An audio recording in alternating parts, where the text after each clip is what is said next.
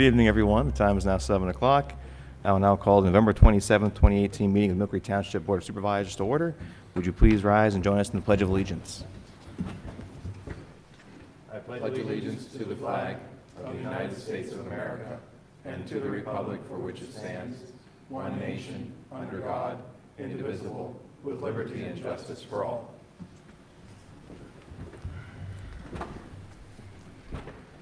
Next item on our agenda is public comment on agenda items other than development or rezoning applications. Would anyone care to address the board regarding this evening's agenda? Hearing none, we'll move on to the approval of the minutes. Gentlemen, we have before us the November 13th draft minutes. Is there a motion to approve the minutes? I'll make a motion to approve the minutes. That's right. All right. I'll second the motion. Mr. Groh? I vote yes. Mr. Bach? Yes. And I vote yes. Next item is the approval of the bills. Is there a motion to approve the bills? Yes, I'll move to pay those bills listed. Is there a second? I'll second that. Mr. Groh? I vote yes. Mr. Bach? Vote yes. And I vote yes. And next on our agenda is a PennDOT presentation for the Peach Street and Kuntz Road Safety Project. This is a project that's being sponsored by the state. There are also display boards out in the lobby, but this is the public presentation portion. So I'll turn it over to Ms. Boyer-Krantz. All right. Hi, my name's Chris Boyer-Krantz. Can everyone hear me okay? Yes? Okay. Louder? Okay, I'll try. I don't have a great voice for this. I'm the project manager at PennDOT for the Peach and Kuntz project. We have some other people from PennDOT here today.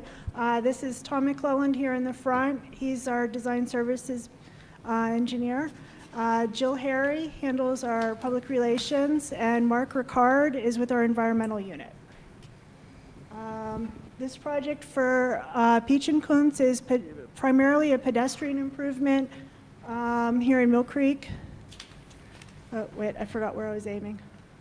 We'll be installing sidewalk up Peach from Wendy's up to Kuntz Road, and that will include the bridge over Walnut Creek. We'll be getting some new sidewalk on it as well to replace what's already there and a little deteriorated at this point. We'll also be installing a new sidewalk on Kuntz Road from Peach Street to Jody Lane on the south side of the road. To put that sidewalk in, we will be putting storm sewer underneath the road there, or underneath the shoulder area, and those facilities will be ADA compliant. And the last part of the project is updating the signal timings on Peach Street. That will be for the two mall entrances on Peach and for Kuntz Road, and that will happen after the sidewalk is all put in. Here's the project map. There's another display board out front in the lobby here that shows it a little better. It's a little small up here. The pink is the sidewalk. You can see where it goes up Peach across Kuntz. There will be some required right-of-way. Most of that will be temporary. Also sidewalk easements and drainage easements. What was the other thing I wanted to share on this one? There's an existing 18-inch pipe that cuts across the Sun Your Buns parking lot. That's going to be increased in size. That will be the drainage easement that will require. And there's a sliver of required right-of-way that'll be right along here. Everything else will be temporary or easement. Let's see. Those are the three signals that we'll be doing. That's just going to be timing only at those three locations. And there's also a display board out front here with this on it. This is what the cross sections will look like for the different areas. The sidewalk on Peach, you can see right here there's going to be a grass buffer and a curb line here. That's going to help enhance safety for pedestrians. As you cross the bridge, that's what that cross section will look like. And then here on Kuntz, there's not going to be that grass buffer. It'll just be a 5-foot sidewalk with the drainage underneath the shoulder gutter section.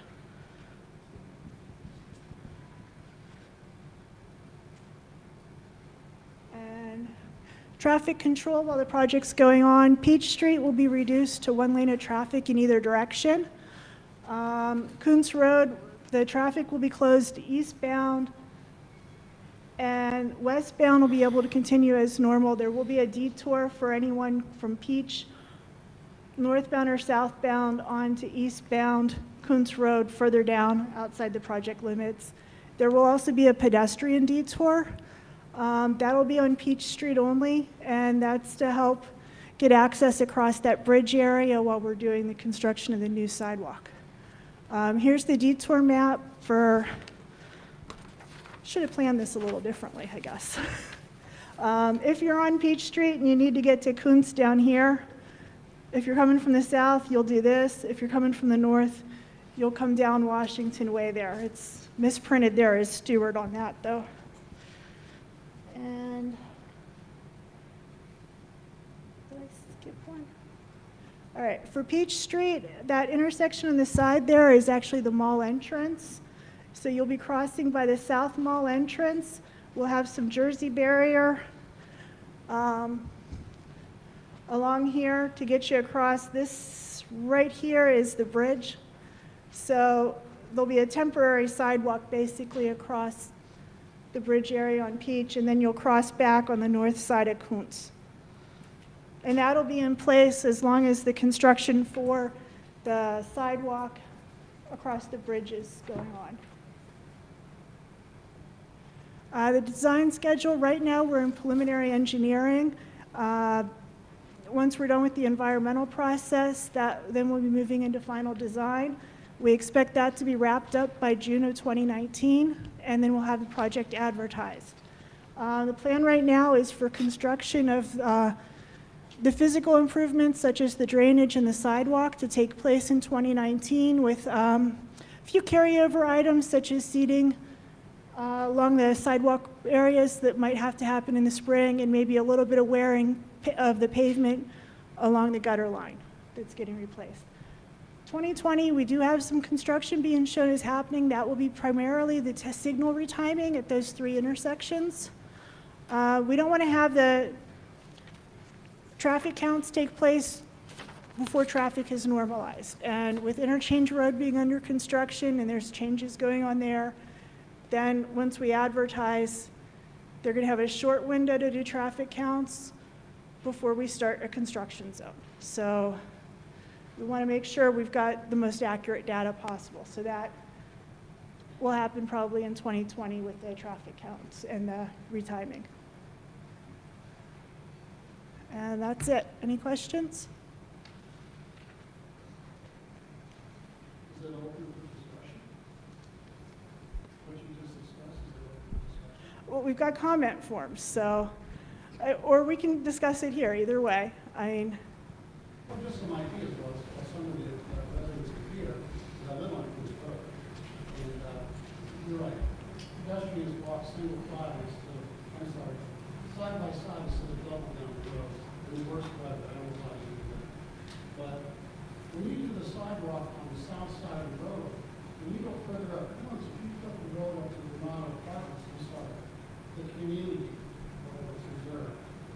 You're taking up, later on, for future reference, you're taking up line front property going up First Road.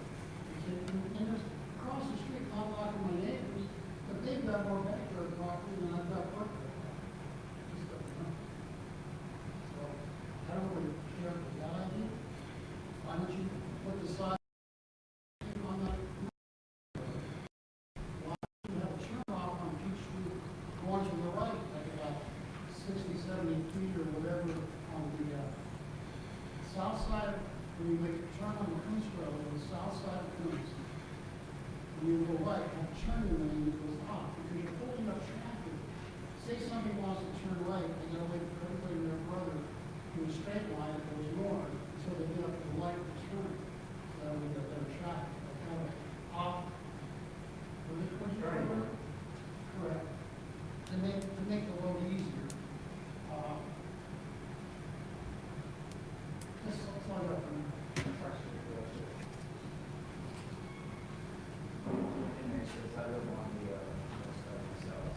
yeah. We have drainage issues on our side of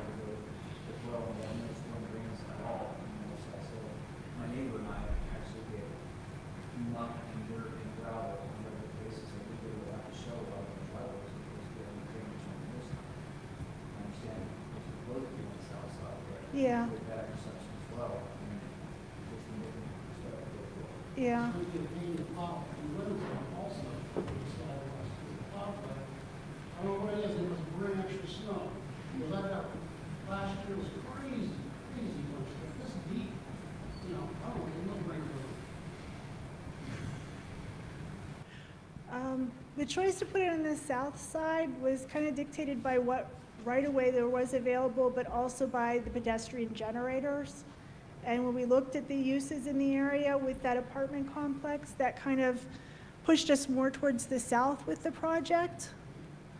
You know, that reserve was meant to be back in the seventies, and meant to be low income. There weren't that many people that walked in all to work, and it turned into section eight, right? And you go under the problem. That's okay, that happens. But in that regard, there's no people walking. Well, again, you put a sidewalk in, hopefully they'll walk side by side, or the same, whatever.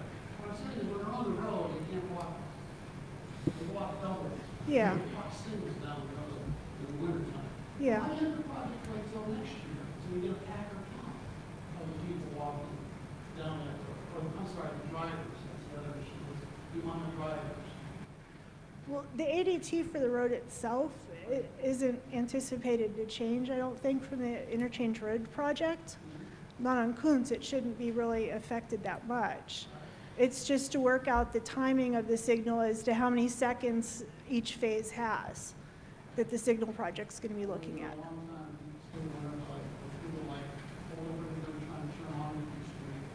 But, you know, at Christmas time, especially holiday, it's crazy. Yeah. And sometimes you'll wait 2 lights.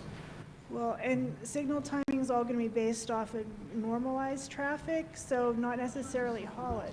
But the 2 lights you have, is you got that light of Queens, then you got the light above the Queens, then you got a light above the interchange. So you got 3 lights you're going to have to jive, put in sync, to make that. Yeah. That's the other one way point. When the sidewalk goes to Wendy's, why can't you just go and have go straight across the street to that new area where Sears used to be, automotive, and have a walkway going down Wednesday?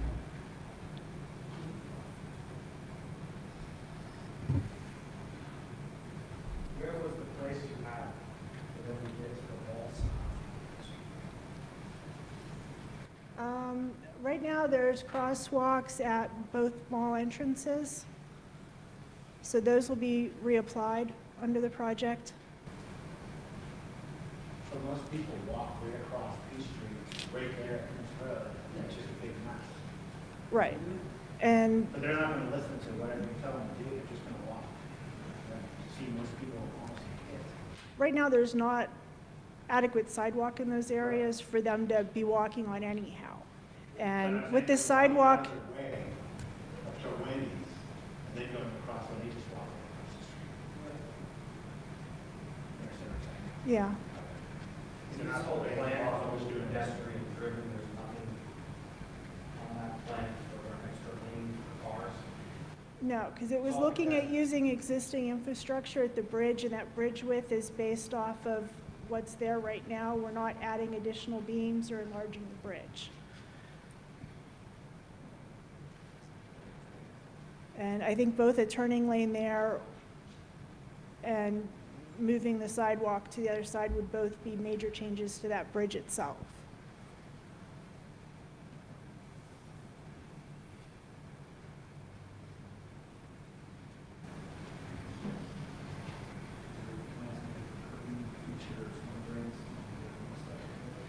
We hadn't looked at the north side. First, I knew that there was a drainage issue on that side was when we talked prior to this meeting. So I will go back to the office and talk with our design consultant and see what we can do to address that. We are putting inlets in, and just putting a cross pipe in a few places might be a fix that we can do. That would impact some of what we've got planned for the detours, so we'll have to see how that can be fit in.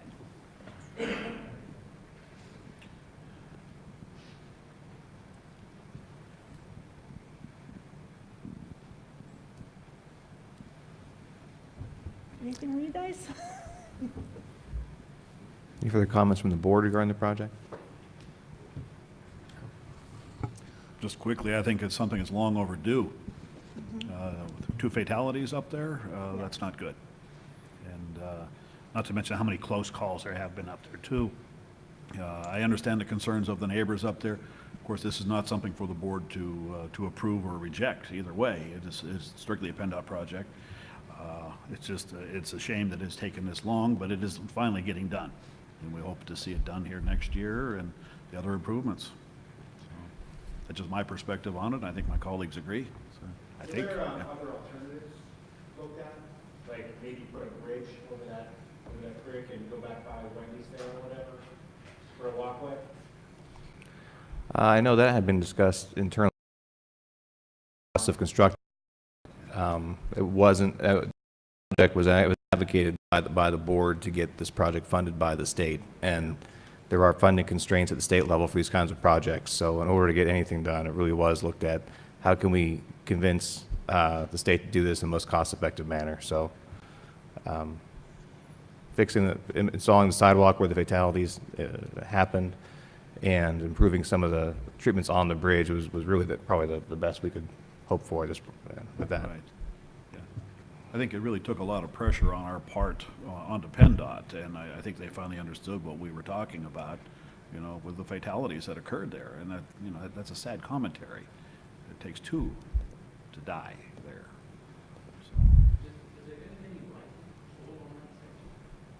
So. On Coons, no, we hadn't planned on adding additional lighting.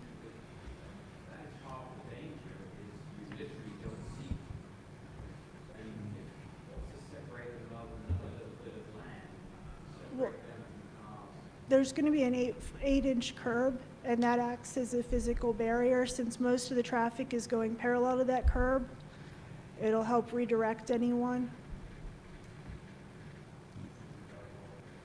Yeah.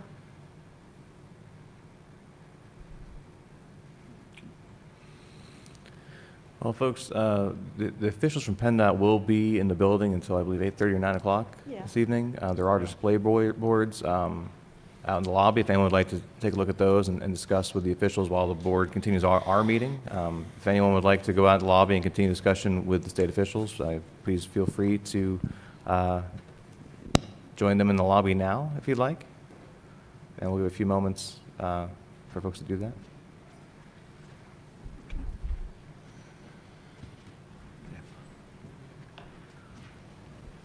We may want to get the doors closed, too.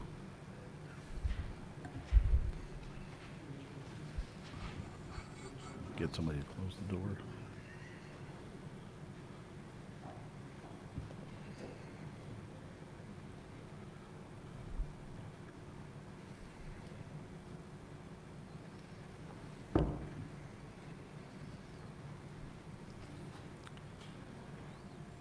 All right.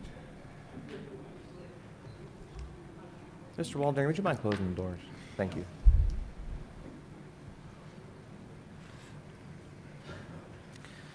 Next item on our agenda is capital budget transfer requests. The only item this evening is a gas and fuel pump replacement. Mr. Zakrzewski or Mr. Snyder care to discuss the budget request? Well, I can tell you where the money's coming from. It's coming from the Tamarack Storm Sewer project, which was cobbled together from a variety of overages from engineering projects. So, because we're doing that in-house, it sort of takes the steam out of the bids and quotes. But the funds were available, and so therefore we're using the $100,000 that was set aside for Tamarack for the cost of this project. All right, and that total cost is $56,440.94. So the amendment would be to shift that amount from the Tamarack Storm Sewer project into the fuel pumping system. Correct. And then there's an unallocated reserve of $43,559.06. Any questions or comments? Nope. Mr. Snyder, I understand it's your department's requesting the budget change. This is to address kind of antiquated fueling station we have on the premises, right? All right, is there a motion to approve the capital budget transfer request? Yes, I'll move on that action. Is there a second? I'll second. Mr. Grow? I vote yes. Mr. Bach? Yes. And I vote yes. Next item on our agenda is bids and quotations. The first item is a carryover from a November 13th meeting, which would be action on the Tamarack Drive storm sewer replacement. For those bid results, at the time, the low bidder was Amendola Development at a cost of $69,531. There was a motion to approve Amendola as a low bidder, but there was no second. Hence, it's carried over to this meeting. Gentlemen, is there a motion to approve the bids, or is there a motion to reject the bids? I'll make a motion to reject the bids and continue with the project in-house. Is there a second? I'll second that. Mr. Grow? I vote yes. Mr. Bach? Yes. And I'll vote no. Next item is the gas and fuel pump replacement from Fleet Maintenance. Mr. Snyder. Good evening, gentlemen. We are seeking permission to replace our fueling system, both gas and diesel. Just within the last 2 weeks, our card reading system for the fuel, for the gasoline, has become full. We can't add any more vehicles to it. The gas pump was severely damaged 2 to 3 months ago, so we're on borrowed time with that. Part of that system is going to be done with some insurance money, but not all of it. We have no way of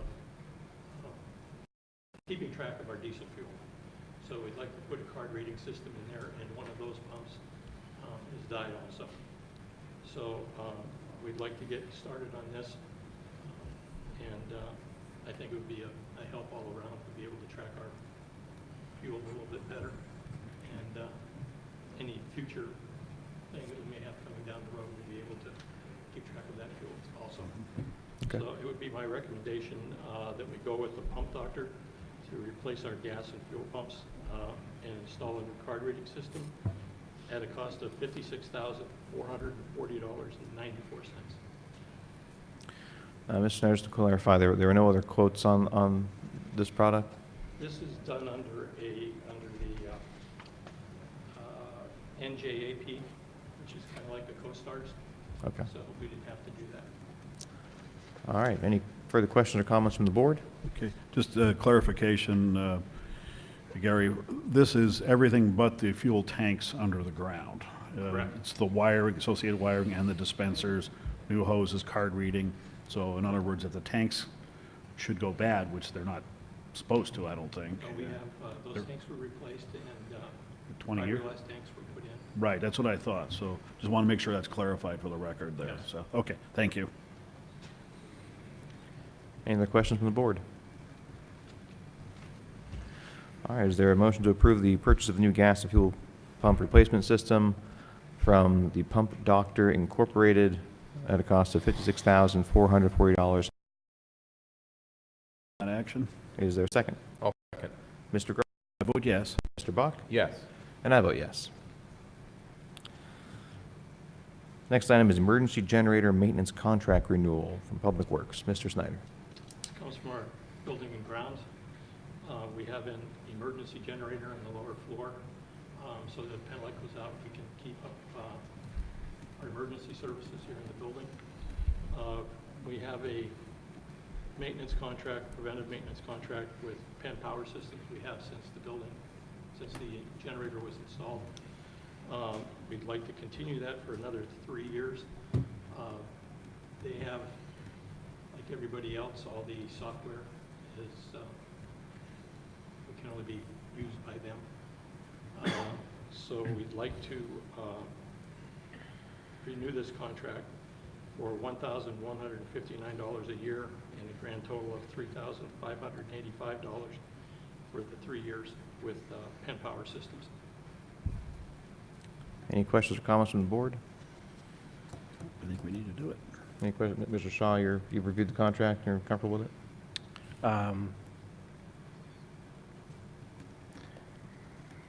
It's the first time I've seen it as now. It seems to have the standard terms and conditions.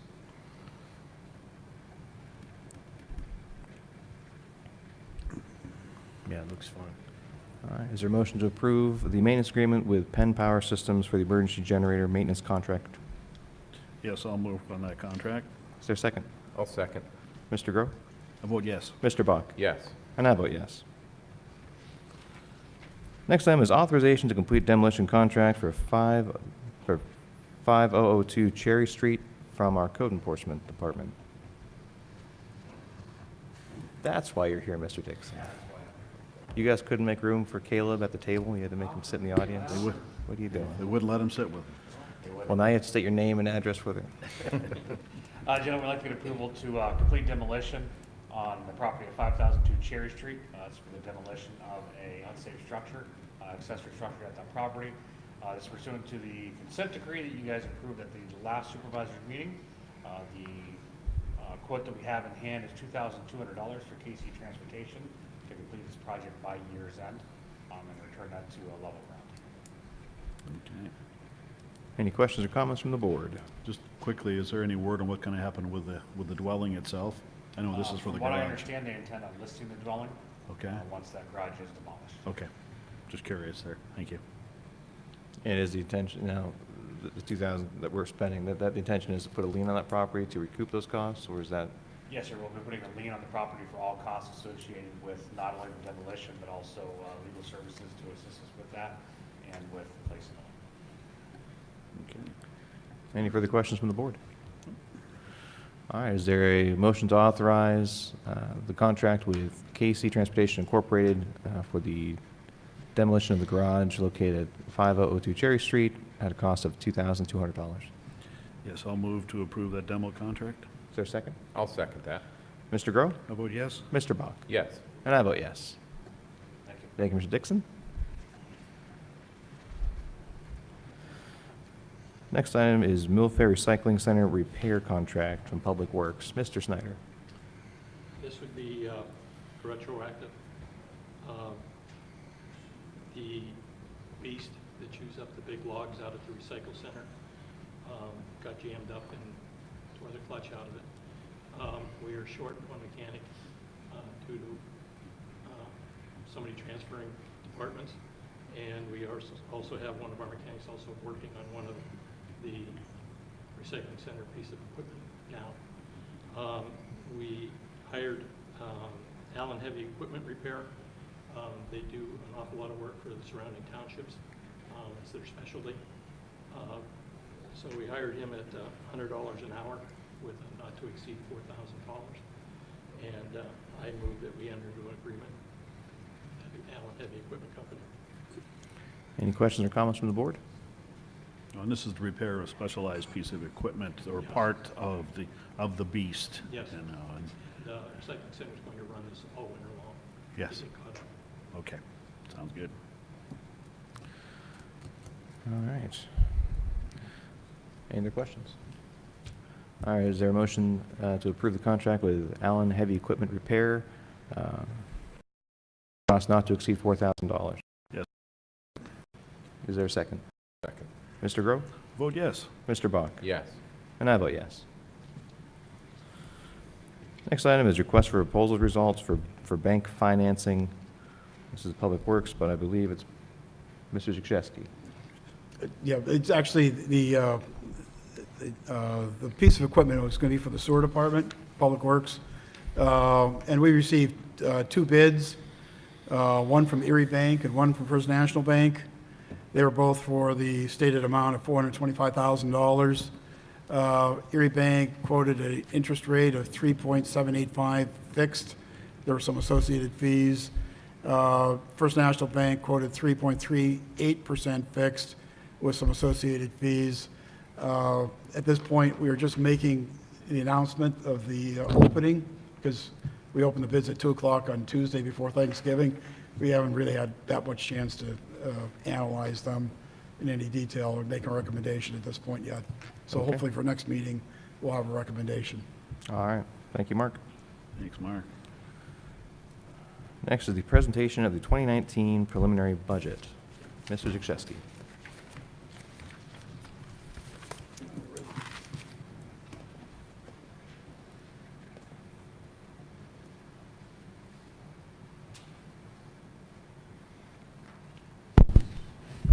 Okay, the most anticipated budget presentation.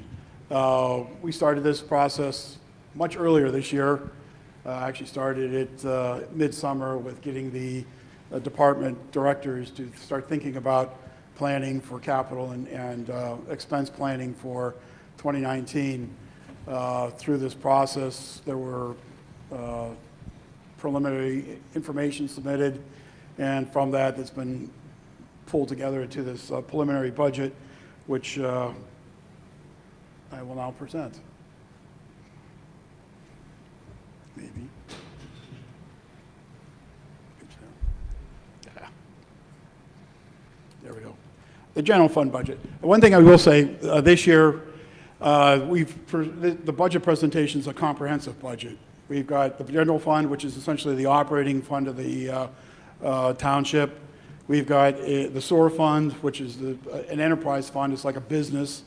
We've got a capital fund, which is the expending money for equipment and improvements that the township needs. There's a sinking fund, which is the financing arm of the budget, and the liquid fuels, which is a restricted fund solely for paving of streets, and county aid gives us money for road salt, which is another approved use. The general fund, the revenues, just under half the revenue comes from property taxes. Another significant chunk is about a quarter is from the income tax. Other taxes, largely that is the LST. There's also a real estate transfer tax that makes up about $800,000. The other sources of revenue are smaller. The grants, which are $1,179,000, is a state aid for the pension plan. And then the other income is street lighting and sale of mulch from the recycling center and things like that. The general fund revenues total $26,565,015. And that's about on par. It was not much of an increase year over year. The expenses, the largest chunk of the expense, $13 million, almost $14 million, is in the public safety aspect. That's police, dispatch, aid to the fire departments. The next significant chunk is the streets department at just under $7 million. Administration is $3.5 million. That includes things like legal fees, street light cost, because we have street light revenue. And then the other portions are the other departments, but they're all smaller. Every one of them is under $1 million. The total general funds expenses are $27,141,033, which means the revenues are less than the expenses. Yes, we have a deficit in the operating fund of $567,018. But the good news is that there is sufficient fund balance in the general fund balance to cover that operating deficit. By law, by the second-class township code, the general fund balance can't be greater than 25% of operating revenue. And we've established a formal or a policy that we don't want the fund balance going below 15%. So anytime it's somewhere in between that, with our target being 20% of operating revenue, it's okay to run a small deficit. Also, too, given our past performance, this year we're going to run almost $900,000 to the good on budgeted versus actual expenses for medical insurance. We're self-funded. There's no way to know for sure what our actual cost is going to be. The formula we use is reasonable and is provided by our insurance brokers in Highmark. So yes, we may be overstating the health insurance cost a bit, but it's better to be on that side than being caught short the other way. The other piece of news is that there will be no tax increase in this preliminary budget for 2019, if approved. The sewer fund budget, total revenue is just over $10 million. The rate stays the same at $84 a quarter for residential. There's a translated rate for businesses that are on a metered rate, but it'll be using the $84 divided by EDUs. We're not going to get into all the mathematics. There's no increase in 2019. Total expenses for the sewer revenue fund are just under $9.8 million. So they're going to run an operating surplus. Their capital spending is just under $2,050,000. About $1 million of that is for sewer system improvements, upgrades, expansion of the system, and the other $1 million is for equipment relative to operating the system. The biggest piece being this jetter vac, which helps clean the lines when they get blocked up, which becomes a problem. Operating expenses are $7,500,000, and administrative expenses are about $383,000. The sinking fund. We haven't ever presented this budget in the past, but it's an important one. It's in our financial statements. We've got a variety of big ticket items on the capital plan for next year. Rather than using all the cash that we have, it makes sense. Interest rates are low. These are long-term assets that we can get a good rate in. You saw that we were getting under 4% for the jetter vac. It makes sense to finance a 10, 15, 20-year asset with 5-year money. And all these items will last 10 years at a minimum and probably more. I don't know, Gary, when's the last time we got a jetter vac? 10 years. So 10 years at least. Yeah, but we got it. So 10 to 20 years is not bad. It makes sense to use this type of money for this. The total of this spending is about $1,300,000.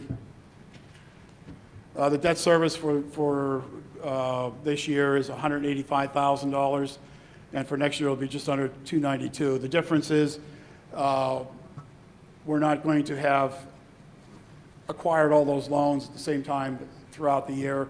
They'll be staggered in. It takes a while to order truck chassis and then get them outfitted. As a matter of fact, the sewer jetter vac was ordered in September, I think, last year, and due to be delivered at the end of March.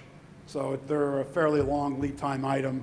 The same thing will be true. One of the items on there was a trash truck. It's probably not something you're just going to pick up on the lot someplace. And there was another item that where the lead time is going to be such that they're going to be probably not acquired until September or later. Liquid fuels, this is a restricted fund. This can only be used for paving and for equipment associated with snow removal or paving. We will receive $1,744,000 from the state. We're estimating $80,000 from the county. That's about what we received this year, was $80,715. So we're right in the same neighborhood. We use the county aid money for road salt, but our actual road salt cost is not $80,000. We have a contract for 7,000 tons of road salt at $46 and something a ton. It's up a little bit. It was $44.78 last year. We're up a little bit this year. Much better, though. There was just an article in the paper about how we've got the second lowest road salt cost in the state. So we use a lot of it, and therefore having it cheap is good. The remainder of the road salt expenses in the general fund. Paving is set at $1,008,000. That's the same level as set for this year. And equipment purchases, we can use some of the liquid fuels money to purchase equipment, things like plow trucks, and so that will help subsidize that. The capital fund, we're going to spend a total of $4,101,829 in the proposed budget. The bulk of that's coming from the general fund, $3,286,000. There are $229,000 roughly in grant-related projects, And then a portion of the real estate tax is designated for a public improvements fund, and that is estimated to be $586,000 next year, roughly. And all that's being spent on public improvement projects.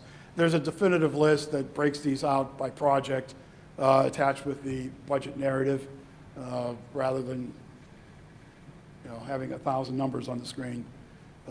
Shorten it up here a little bit. Questions?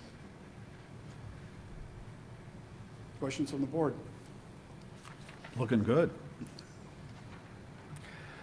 Well, gentlemen, I have a suggested motion here to make sure we kind of touch all the bases and that the minutes reflect the following. So we have presented the preliminary 2019 budget. I want the public to be aware we have published notice of the budget in the Erie Times News. That would have been in today's paper, November 27th, 2018. We'd like the public to know that the preliminary proposed budget will be available for public inspection for the next 20 days in the office of the Secretary of the Township at the Millcreek Township Building from 8 a.m. until 4:30 p.m. if you want to look at a hard copy, Monday through Friday. It's also available in the Millcreek Township Police Department on weekends and holidays from November 27th until December 28th, until December 18th. Also, the full budget will be available on our website first thing tomorrow morning. That's millcreektownship.com. If you'd like to access and look at the full detailed budget yourself, that's probably the easiest way for you to access it. The intention of the board is to vote on the final budget on December 18th, 2018 at 7 p.m. Here at the Township Building. We also have another meeting on December 4th. We can also take public comments on the budget at that meeting if anyone would care to address the board regarding the budget. If you have any questions or comments, please feel free to give us a call at the Township Building. I'd ask for either Mr. Yashewski or a member of the board to discuss any concerns or questions you have about the budget. So I want to make sure all the information is in the minutes. I'd ask for a motion to ensure that all that information is reflected in the minutes. Okay.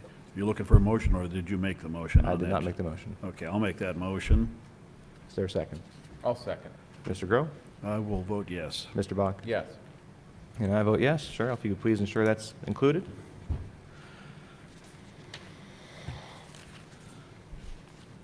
And with that, the next item, oh, and thank you, Mr. Yashewski, for all your work on the budget. Yeah. Yes. In case you missed it, the big headline is no tax increase for 2019. So And no sewer rate increase. no sewer rate increase either. Yeah. Next item on the agenda is public hearing on land development and subdivision plans. The first is from John A. Parker and Jeffrey C. Parker, small subdivision plan. A small subdivision plan shows the creation of a new lot with 1.0219 acres with residual lots of 6.1173 acres, 7.1699 acres, and 0.2452 acres for properties located at 4210 and 4214 McKee Road in Erie County along the west line of McKee Road, east of Vassar Street, in Tract 309. Mr. Waldinger. Thank you. Good evening. At their regular meeting of Tuesday, November 13th, 2018, the Millcreek Township Planning Commission recommended approval of this subdivision with the following.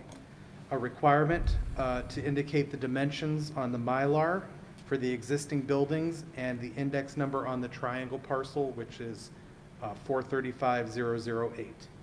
A modification for the average minimum lot depth for Millcreek index number 435008 if it is not combined with the adjacent parcel, and the following request that the triangle parcel, Erie County Tax Parcel 3385-376-33, become an integral part of Erie County Tax Parcel 3385-376-20.03.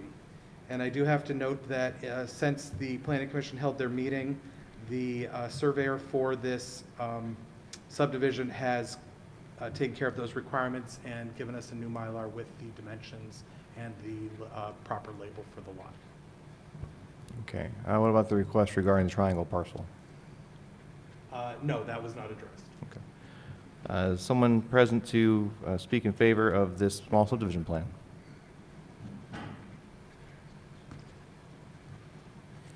Good evening, sir. If you please state your name and address for the record, and also please sign in. Welka, 3200 West 32nd Street, and I represent the Parkers in this subdivision.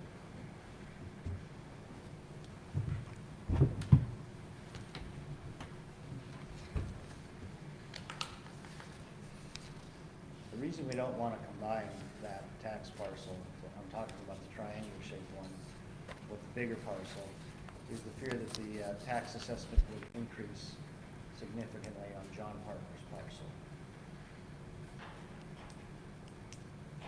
Coupled with that, I demonstrated that a small house could actually be built on that triangular shaped parcel and comply with building setback lines.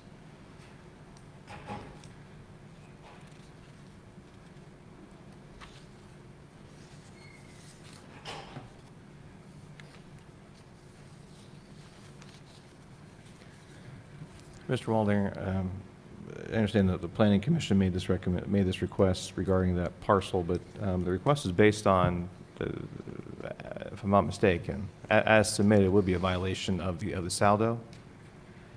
Yeah, the lot is, the saldo calls for minimum buildable area for certain lots. This would, like Mr. Welka said, this does allow for a very small house to be built, but it also violates the minimum lot depth. For a lot on an irregular shaped parcel, you would take the average of the two lot sides. Those only total up to 137 feet, which gives an average depth of 68 feet, which is shorter than our 120-foot minimum depth. But that lot existed that way prior to this subdivision. It's not like we're creating this small triangular shaped lot. It already exists that way as a tax parcel. Is it a lot of record? It is a lot of record that existed in a smaller dimension, as Mr. Welcome mentioned, but they are also proposing modifying that parcel by cutting a corner off of it. Okay. They're not just leaving it, they're not ignoring it or leaving it. And that's These are what triggers actually- compliance with the current saldo? Pardon? That's what would trigger the Correct. complying with the current saldo? Right. Okay.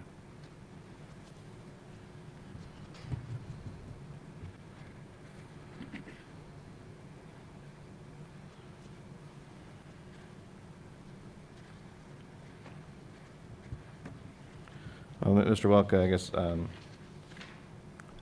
if there's no other comments, anyone else in attendance care to address the board regarding this subdivision? Anyone? Yes, sir. Would you mind stating your name and address? And please sign in.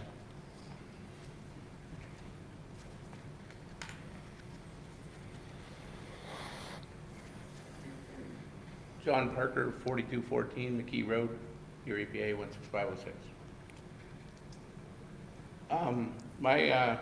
I guess what I want to say is, when I bought my property, subdivided with my brother, that's the reason why I had that 66-foot of frontage on McKee Road, because I didn't own that triangle.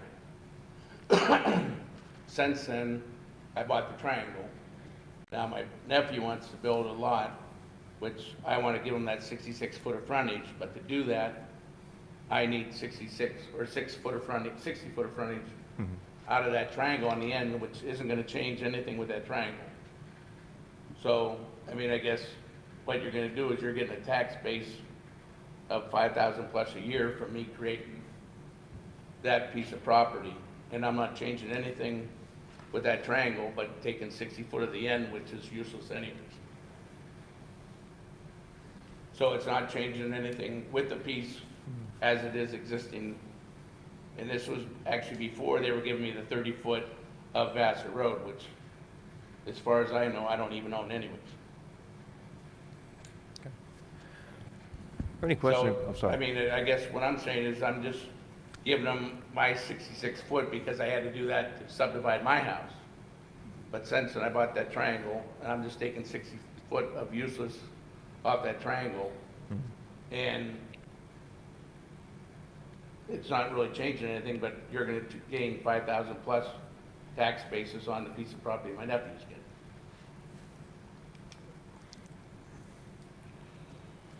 Any questions from the board or comments? Yes, Mr. Parker, I know we discussed last week your concerns about a possible tax increase or assessed value. And I had asked you if you had any documented proof from a professional that indicated that. I think you were going to check with Mr. McIsaac, who Yes, was an and I appraiser. did talk to Mr. McIsaac, and he told me that, there's like 3 things that cause a reassessment. That's a subdivision, building permit, and something else, I'm not sure Right. what the other one was, and he said that he cannot say that my taxes won't go up. He said they probably Okay. won't, but he can't guarantee. Okay. We also talked about the assessment office too. Because I remember I mentioned to you that I had Right. I spoke with Scott But like Mons. he said, because we're subdividing, we're gonna cause a reassessment, they're gonna come up and look at the property, which is no problem, because he just did it a year ago. But if you add that additional frontage, it makes that property value worth more, if you put it together. Okay, I think that's contrary to what I heard, but I'm not going to But argue. I'm No, just saying, what I'm that's why saying I with talked to Mr. him, and he Mons. said it possibly could.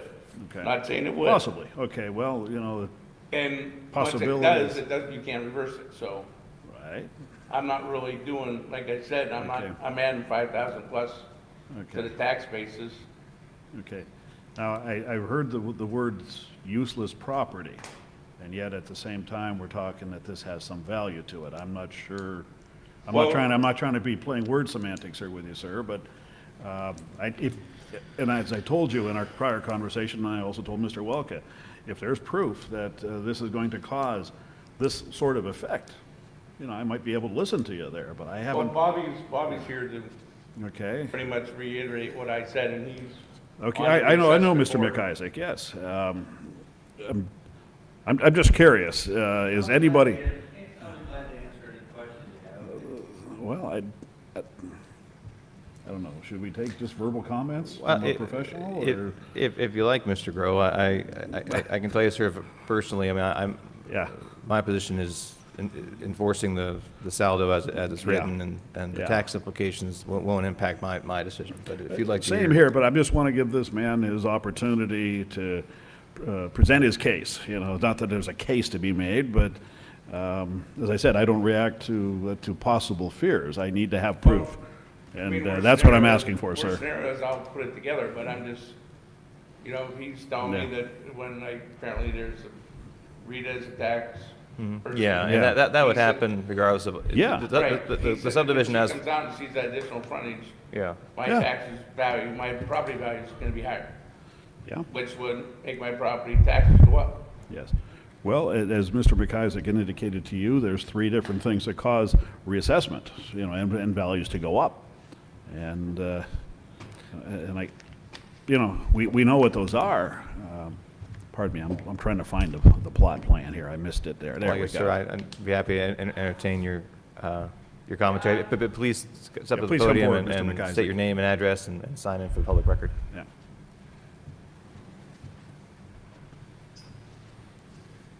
John just, he simply asked me, if this were to happen, could something trigger a mechanism where... If you could state your name for the record. My name is Bob McIsaac. And I just told him that, there's certainly a chance. I mean, 3 things can happen. It can stay the same, it can go up and go down. So, I mean, you're taking your odds a little bit, but it would trigger an assessor to come out and take a look at the property. Okay. Now, they just have done that in the last year because I believe John put a pole building on the property, so. Okay. And the assessment on the small parcel it's very, I think it's 2,000 or something like that, you know what I mean? Yeah. So we typically would tell people to combine the property to lessen your tax base. In this case here, it would create additional frontage, and perhaps if the assessor were to see it that way, they certainly can do what they want. John would have a chance to appeal that decision. Okay. Yeah. So that's all I'm saying. I'm not going one way or the other on anything other than, is there a chance? Possibly, but like you said, it would trigger that regardless. Right. Just for the record, and I'm not trying to put you on the spot, Mr. McIsaac, I know you're a professional as an appraiser. I'm a and real estate appraiser. I'm also on the assessment That's my board. next question, and Yes. I'm not leading Not anywhere. in I the just want. assessment office. Yeah. But you're on the board that would Yes. grant relief, and by no That means would- am I If he indicating were to anything. appeal it, he would come in front of us and say, hey, Right. we raised our Okay. assessment, we don't think so, you know, whatever. Okay. But again, I'm not speaking on behalf of the assessment office. Right, I understand that. I know that, so, okay. Okay, All right. thank you. Thank you. I'm sorry. Any further comments or questions from the board? Mr. Shaw, or Mr. Walding, I guess, before us is, what are the options for the vote this evening, sir? In terms of the process, obviously, the Planning Commission recommended approval, but with a modification. And when that comes before the Board of Supervisors, that has to be an exception to the regular rules. So the board would have to conclude that would approve a modification of those standards. And in order to do so, they have to find that compliance would be unreasonable or would cause undue hardship, and financial burden is not an undue hardship, is not viewed as an undue hardship. So ultimately, from the board's perspective, the options, and the Parker's perspective, there's, I guess, three options. One, the board could simply deny the application because it does not comply with the standards. The board could modify the requirement for the minimum lot depth, or a third option, I believe, would be is the board could table the decision to enable Mr. Parker to reevaluate his decision in terms of should it include that triangle piece or not, which would, if he includes the triangle piece, it would eliminate the violation of the code and then would be an approvable, plan. So I think those are your three options. And Mr. Walding, what's the amount of time we have to make this decision ultimately? Is it 90 days from the Planning Commission? Is that By what the it is? MPC, you have 90 days from when it was presented to the Planning Commission, or else it's deemed approved. That 90 days would take you to February 11th, 2019. February 11th.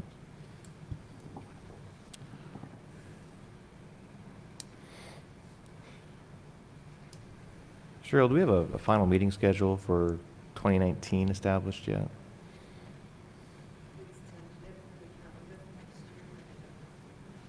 Okay. Yeah. You thinking of maybe the fourth Tuesday in January? Yeah. All right. Well, gentlemen, for sake of discussion, I'm inclined to offer Mr. Parker the opportunity to amend the plan as the Planning Commission recommended, to table the vote no later than the last meeting of this board in January of 2019. I don't know what other thoughts you gentlemen have. Yeah, I tend to agree with you, John, on this one, that give Mr. Parker some time and allow Mr. McCarthy to comment on that. I really am the type that likes documentation. I hate to be such a stickler about that, but verbal comments in these situations based upon fears of what could happen, I need to make sure I've got some documented proof. That's what I'm looking for there. So I don't know if that can happen or not, but Mr. Welka, I'm not sure. Could we ask that possibly it could be approved contingent upon us making the change of making that an integral part of John's property? Speed this thing up a little bit. Mr. Shaw, is that something we can do, or is it better to table If that's it what till you're next meeting? suggesting you're willing to do? If that, We'll take and put it all together. I think based on that representation, I think the board could move forward based on that representation. So we should approve contingent on Combination. the plans being revised per the Planning Commission recommendation? And per their acknowledgement at this meeting. And I'll amend the plans prior to you signing. Okay. All right then, gentlemen. I guess with the acknowledgement of Mr. Welka and Mr. Parker of their intention to comply with the Planning Commission's recommendation, is there a motion to approve the small subdivision plan contingent on those modifications and requests be incorporated into the final plans to be submitted to the Planning and Development Department. Yes, I'll move on that. Is there a second? I'll second. Mr. Groh? I vote yes. Mr. Bach? Yes. And I vote yes. Thank you. Okay. Thank you, Mr. Walker. Thank you, Mr. Parker. Next on our agenda is Richard E. and Audrey J. Meyer, small subdivision plan. A small subdivision plan to show the creation of a 2.22-foot by 150-foot parcel, which will become an integral part of a neighboring property located along the north line of East Square Road, east of McClellan Avenue, in Tract 251. Mr. Waldinger. Thank you. At their regular meeting of Tuesday, November 13th, 2018, the Millcreek Township Planning Commission recommended approval of this subdivision with the following requirement: that the 2.2-foot by 150-foot parcel is to become an integral part of the neighboring parcel, Erie County Tax ID 33-108-480-13.37. Are any comments from the Planning Commission? No, there were no comments from the Planning Commission, and no one came to speak in opposition. Okay. Mr. Welke, here to speak on behalf of this? I am. All right, sir. The Myers and the buyers, and hope this one is a little easier than the last. So do we. I think it is. Yes, we're subdividing a little 2-foot strip off of one neighbor, conveying it together because he'd like to expand his driveway. Wow. Kind of cut the drive. All right. Wow. Any questions or comments from the board? No. All right. Anyone in the audience care to address the board regarding the subdivision? Okay. With that, is there a motion to approve the small subdivision plan for Richard E. and Audrey J. Meyer? Yes, I'll move to approve as presented. Is there a second? I'll second. Mr. Groh? I vote yes. Mr. Bach? Yes. And I vote yes. Thank you. Thank you, Mr. Walker. Thanks.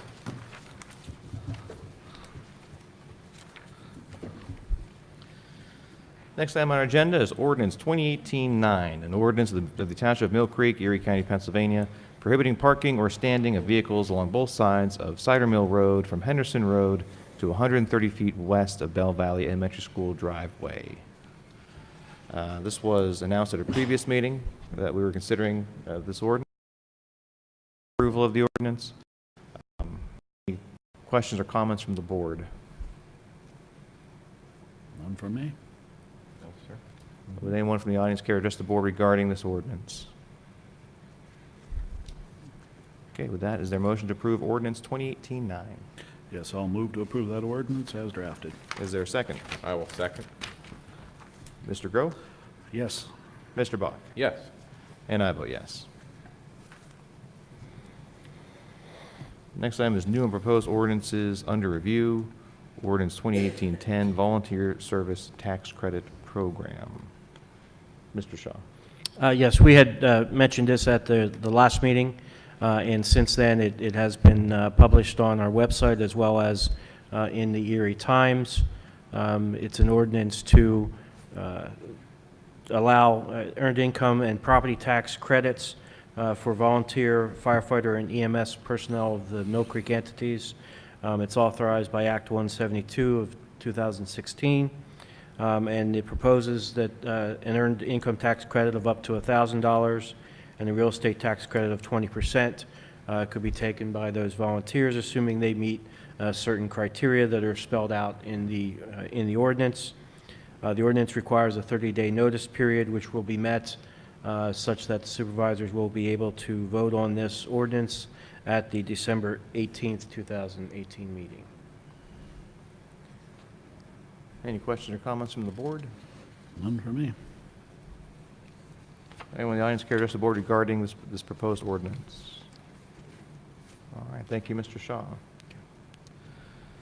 Next item is Resolution 2018-R46, a resolution pursuant to Resolution 2015-R20 in the Municipal Records Manual to approve proposed disposition of certain township records. This is a routine resolution the board acts on every meeting to authorize disposition of certain records once they've reached their maturity date. This evening, the vote will be to authorize the deletion of Millcreek Police Department dash cam videos which reach their maturity date between the dates of November 28th, 2018 and December 4th, 2018.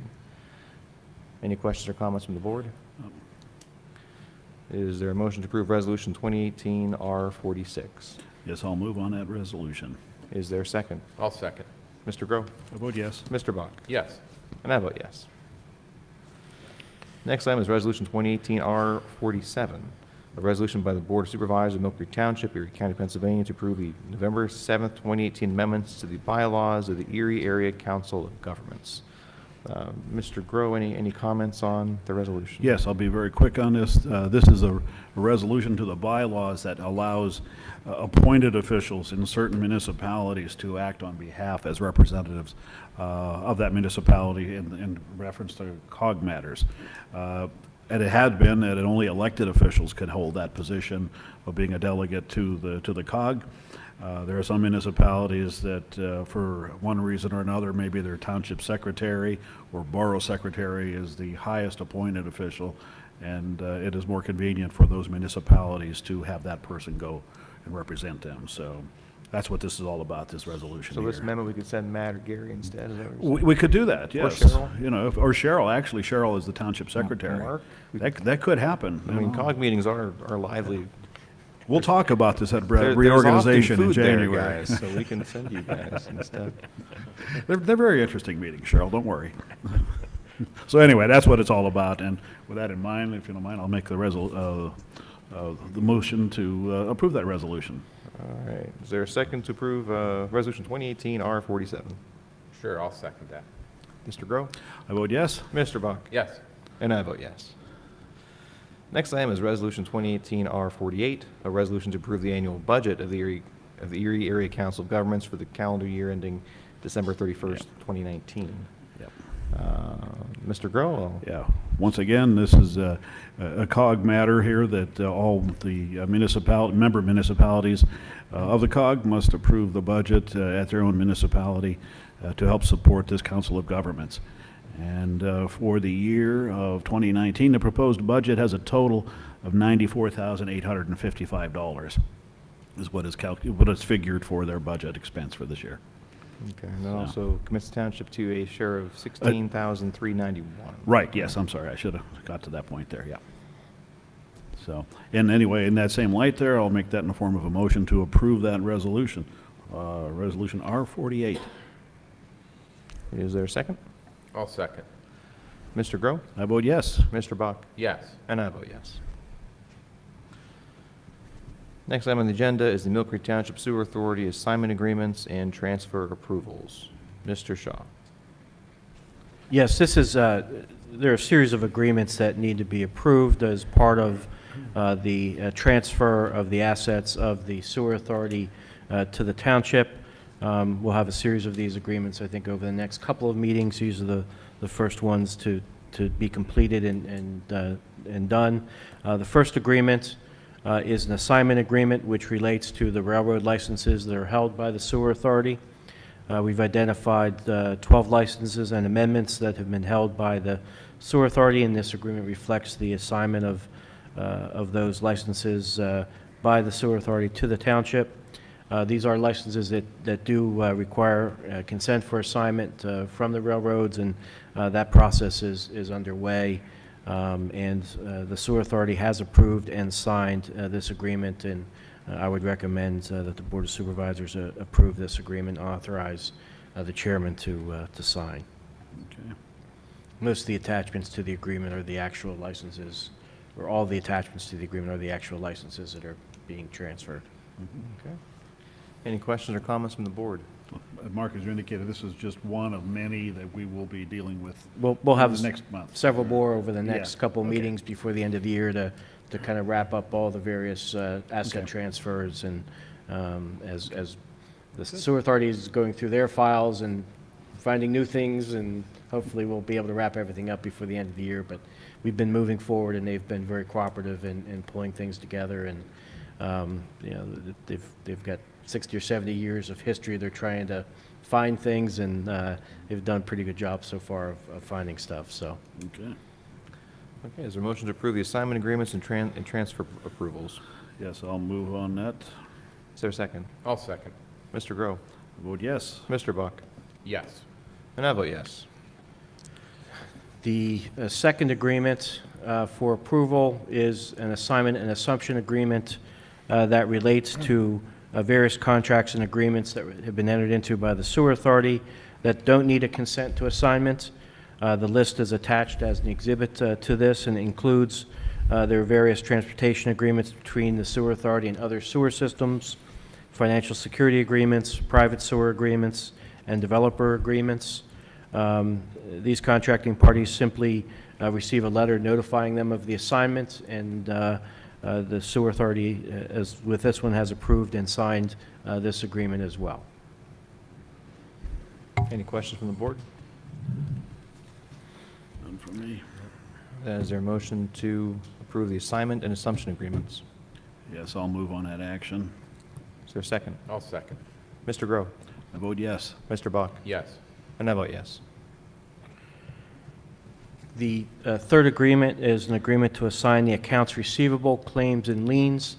This agreement relates to the assignment of the Sewer Authority's accounts receivable and their assessments and liens. The accounts receivable are for any monies owed to the Sewer Authority for services rendered. Currently, the practice is, frankly, that when Erie Waterworks bills the sewer accounts, if there are any past due accounts and ultimately liens are placed on there and paid, it currently comes to the township, but this makes it clear that the township has the right to receive those once the Sewer Authority is gone. And then also the assessment and liens are attached as an exhibit. Those are assessments that are made against properties as various improvements to the system have been made across their properties. And as with the other two agreements, the Sewer Authority has approved and signed this agreement, and I would recommend that the Board of Supervisors approve it as well. Any questions or comments from the board? None from me.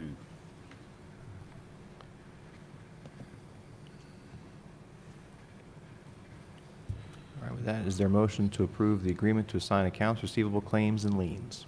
Yes, I'll move on that action too. Is there a second? I'll second. Mr. Groh? Vote yes. Mr. Bach? Vote yes. And I vote yes. What else you got for us, Mark? Lastly, with respect to the Sewer Authority, we have a permit transfer application for the water quality management permits issued by the Pennsylvania Department of Environmental Protection to the Sewer Authority. There are 11 such permits that need to be transferred, and the Sewer Authority has previously approved this transfer and authorized Dave Wright to sign on behalf of the Sewer Authority. And I would recommend that the township approve the transfer as well as the receiving party, and that you would authorize Matt Waldinger to sign on behalf of the township to effectuate this transfer. This transfer comes with a cost of $100 per permit transfer, so the total would be $1,100 is the cost for this. We have been in contact with DEP about this, and they're fully aware of it and are anticipating receiving these, so we should get these transfer approvals pretty quickly once they occur. And the permits relate to various subdivisions that the authority has had to get permits for over the years. Okay. Any questions from the board? That, is there a motion to approve the various DEP permit transfers and also authorize Mr. Waldinger to have the signature authority on those permits, and further to allow up to $1,100 of expenditures for those permits? Yes, I'll move on that action for the transfers. Is there a second? I'll second. Mr. Groh? I vote yes. Mr. Bach? Yes. And I vote yes. That's all I have for the Sewer Authority. More to come. Thank you, Mr. Shaw. Next item is a tax assessment settlement agreement. Mr. Shaw? Back to me. This is a settlement agreement that relates to 4911 and through 4915 Peach Street, owned by Dong Ho and Maewa Park. They appealed an assessment value of $429,420 for the tax year of 2009 on these properties. The settlement would resolve the tax liability for the period 2009 through 2018 by a payment by the parks of $10,000, and it sets the value of those properties at $534,750 for the period between 2019 and 2023. This document is also being recommended to the Millcreek Township School District Board for approval as well by their solicitor. And this was a settlement agreement that Evan Adair handled due to conflicts that our firm had, and he recommends that the settlement be approved as outlined in the agreement and authorize the chairman to sign, subject to final review and recommendation of any non-substantive changes that may occur by Attorney Adair. Any questions or comments from the board? No. All right, is there a motion to approve the settlement agreement with the parks? Yes, I'll make a motion to approve the settlement agreement as drafted. Is there a second? I'll second. Mr. Groh? I vote yes. Mr. Bach? I vote yes. And I vote yes. The next item on the agenda is the 2019 medical flexible spending increase approval. Our human resource manager, Diane Lyons, sent this recommendation to us, gentlemen. She writes, IRS has announced that for 2019, the maximum for the medical flexible spending has increased $50 from 2018 to a total of $2,700. The dependent care maximum allowable is still $5,000. She requests that we increase our internal policies and procedures, amend our policies and procedures to increase that limit to $2,700 to reflect the IRS maximum. So this will allow our employees to allocate a maximum of $2,700 into their medical flexible spending accounts. Any questions or comments from the board? All right, is there a motion to increase the 2019 maximum to $2,700 for the medical flexible spending accounts? Yes, I will move on that increase. Is there a second? I'll second. Mr. Groh? I vote yes. Mr. Bach? Yes. And I vote yes. Next is communications. Mr. Jackseski, anything else for us this evening, sir? Nothing at this point in time. All right, we have a change order for smoke detectors from Public Works. Mr. Snyder. You want to take it, or you want me to take it? I can take it. I think I know a little bit more. You were out. This comes from Jerry Berger, who is the Bureau Chief for Building and Grounds here at the Township. He has asked for a change order to the contract for the Wilkins Company, which is installing our smoke and fire alarm system here at the Township buildings. And it was noted that we needed some additional detectors, not included in the contract. And so it would be an additional $2,800 per this request. And let me give you the budget numbers there, because we're still under the budget of what was being presented, or what was budgeted in the increase. Okay, here we go. The original estimate for the job was $18,787. The additional for the change order is $2,800. Therefore, bringing the total new amount is $21,587, and that's still under the budgeted amount of $25,000 that we had. So I'll put that in the form of a motion to approve that change order. They can start this work tomorrow if we approve this tonight. So. Okay, is there a second? I'll second. Any questions or comments from the board? All right, Mr. Groh? I vote yes. Mr. Bach? Yes. And I vote yes. And next item is employee approval, Parks and Recreation. Yes, this comes from Ashley Marsteller, and she's looking for approval to a lifeguard, Beatrice Vieira, to work in the fall 2018 season.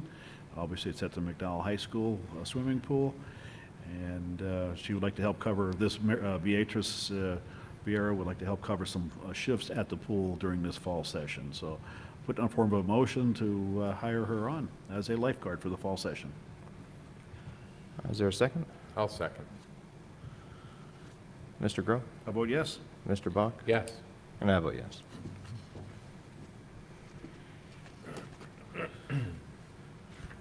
Next item is executive sessions. Want to inform the public the board did hold an executive session on November 20th with our solicitor and executive staff to discuss various legal and personnel matters. It's just point of order to inform the public of that meeting. Next is our student ambassador report. Good evening. As far as McDowell, right now, this upcoming weekend is the craft fair, as Asbury Wood sponsors it, so they can make money, and you can come support local businesses as well. Will be there. as well as the McDowell Orchestra will be playing Christmas tunes.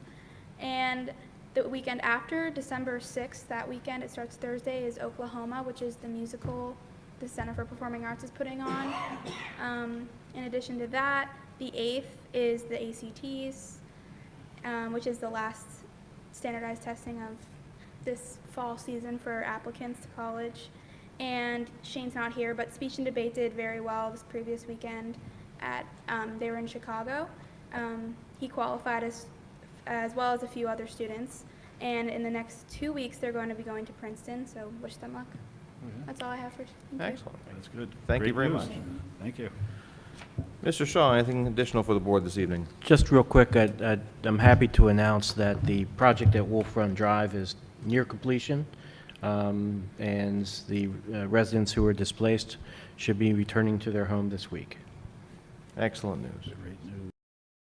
Thank you, Mr. Shaw and Mr. Waldinger, for all the work you guys and also Ms. Sokol and Rob have done on this project. Really appreciate you guys getting this moving so quickly and resolving this issue for the tellers. Yeah, in a matter of 3 to 4 months, I mean, the team worked very well together and did a great job of pulling it off, so. Thanks, guys. Next item is citizens to be heard. Would anyone care to address the board this evening? It's extra credit. Yeah. Can you come up and tell us what we covered tonight? Give us a recap. Their faces go white. I did see a yawning back there earlier, so not to point anybody out, but All right, I guess we'll let the McDowell kids relax for a little back there. All right. Anything for the good of the order, gentlemen? Ms. Williams?